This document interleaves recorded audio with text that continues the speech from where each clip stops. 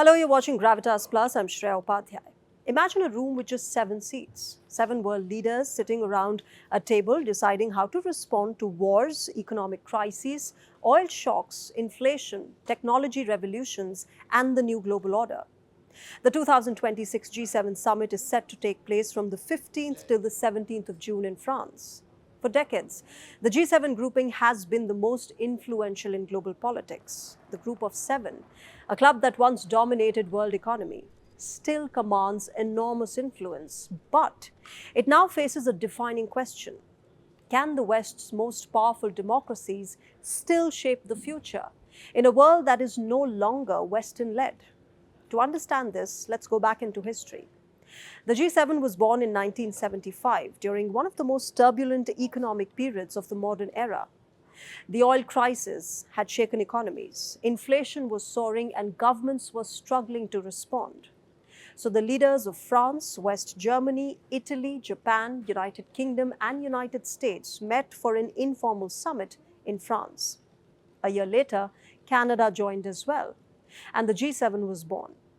There were no treaties, no headquarters, and no bureaucracy that was involved. Just the world's richest democracies talking directly with each other. And for years, this was enough.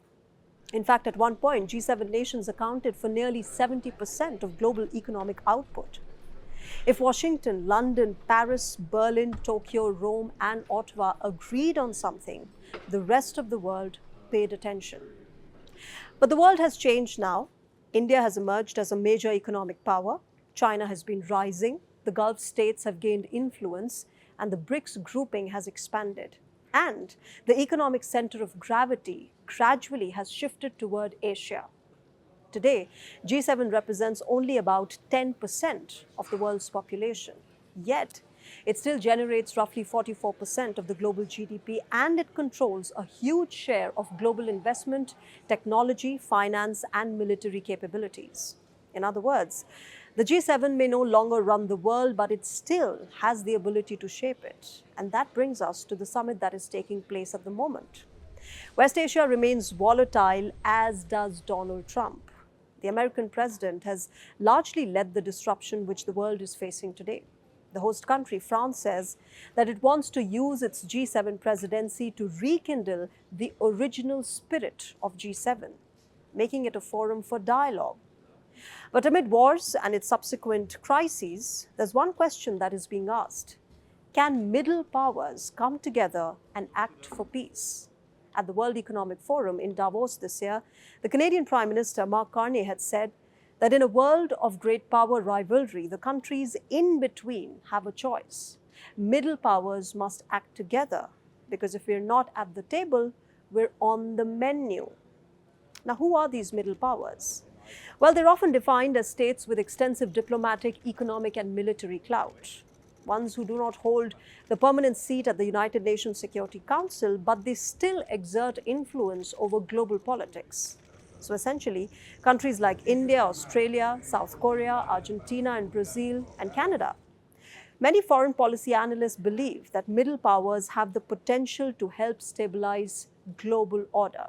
And they can do this both within formal organizations like the United Nations and through various closed groups. But if there's one factor that is capable of overshadowing every agenda in G7 this year, it is Donald Trump. Because when it comes to G7 drama, no recent leader has shaken the summit quite like Trump. Remember those extraordinary scenes from the 2018 G7 summit in Quebec? The now famous photograph became symbolic of the moment. German Chancellor Angela Merkel leaning across a table, European leaders staring intensely, and the US President Donald Trump seated with folded arms. And it didn't end here. Next came the shock. Donald Trump left the summit early and abruptly. And before departing, he withdrew American support for the joint G7 communique that world leaders had spent days negotiating.